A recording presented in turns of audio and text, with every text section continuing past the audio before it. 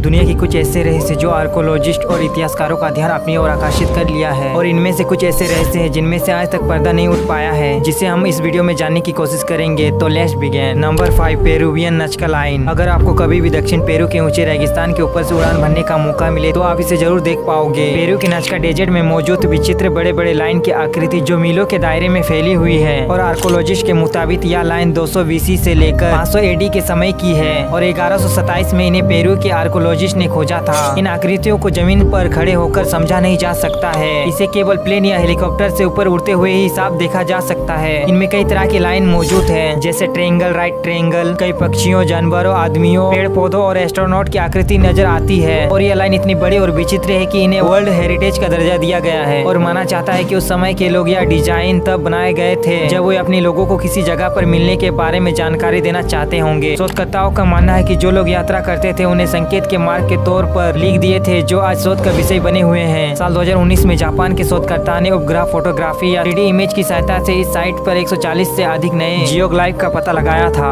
Number 4, पुमा पुंकू। दक्षिण America में मौजूद इस गुमनाम शहर का नाम पुमा कंपू है, और इस शहर को उस समय कैसे बनाया गया था यह विज्ञान के लिए एक पहेली है। रातों रात खड़े किए गए इस विशालकाय ढांचे का एक एक पत्थर 26 फीट ऊंचा और 100 टन वजनीय है। ग्रेनाइट पत्थर से बने या एच शेप के पत्थर 13,000 की ऊंचाई पर आखिर कैसे लगाए गए, और यह एक दो नहीं बल्कि सैकड़ों एच ब्लॉक हैं। वैज्ञानिकों ने जब इसके ऊपर रिसर्च किया तो उन्हें पता चला कि इन्हें हाथों से तो नहीं बनाया गया, यह उस समय के टेक्नोलॉजी का बेहतर नमूना था। उनके होल और उनके किनारे बिल्कुल सटीक बने हुए थे, जैसे लग रहा था कि यह किसी मशीन टूल से बनाए गए हों, जो आज के समय में डायमंड टूल या लेजर से बन सकते हैं। और शोधकर्ताओं के अनुसार इनके कार्बन टेस्ट में पाया कि पत्थर करीब 27,000 वर्ष पुराने हैं, लेकिन 1100 ईसा पूर्व यह इलाका पूरी तरह से तबाह हो गया है, और कई लोगों का मानना है कि इसे एलियनों ने तबाह किया है। नंबर 3, यह बात है लगभग 250 ईसा पूर्व की, जब सनाक्सी प्रांत में 13 साल की उम्र में एक युवा राजा टिंगजेंग ने अपना मकबरा बनाने का हुक्म दिया, जिसके आदेश के मुताबिक एक आलीशान मकबरा तैयार किया गया। यह मकबरा जमीन के नीचे बनाया गया था, और साथ ही उनकी पूरी सेना की मिट्टी के पुतले बनाए गए थे, और इससे पहले धरती पर इतना बड़ा मकबरा नहीं बनाया गया था। उसके बाद इस कब्र को मिट्टी से ढक दिया गया। साल 1974 जब एक किसान इसी स्थान पर कुएं बनाने के लिए खुदाई कर रहा था, तो उसकी नजर जमीन में दफन इस कब्र पर पड़ी, और चीन के इतिहास का यह बेशकीमती खजाना उनके हाथ लगा। इसके बाद अगले 10 सालों में आर्कोलॉजिस्ट के कुछ टीमों ने इस स्थान के आसपास बड़े बड़े क्षेत्रों में खुदाई कर दी, और इस दौरान लगभग 8,000 के करीब सिपाहियों के पुतले मिले, जिन्हें बेहद खूबसूरती और सफाई से पेंट किया गया था। जब इस खुदाई को आगे बढ़ाया गया तो पता चला कि सम्राट के मौत के बाद उसके शव को भी यहीं पर दफन किया गया था। वो अंग के 38 वर्ग मील में फैले इस मकबरे में सम्राट के शानदार जीवन का हर एक पहलू शामिल किया गया था। इस अद्भुत मकबरे के बनने के समय को लेकर इतिहासकारों में बहस रहती है, और अधिकतर आर्कोलॉजिस्ट का मानना है कि यह मकबरा बनने में लगभग 40 साल का समय लगा था, जबकि कुछ आर्कोलॉजिस्ट का मानना है कि यह मकबरा बनने में लगभग 10 साल का समय लग गया था। और इस मकबरे में मिले पुतले की जांच में पाया गया है कि टेराकोटा योद्धाओं में इन बातों ने बहुत सी चीजों का सामना किया, और जांच में पुतलों में क्षति के निशान भी मिले हैं। और शोधकर्ताओं के अनुसार मकबरे के निर्माण के दौरान इस गड्ढे के चारों ओर 3.5 मीटर मोटी दीवार थी, लेकिन बाढ़ के कारण यह केवल 1.7 मीटर की रह गई, जिसके चलते पुतलों पर बाढ़ का कहर बरपा।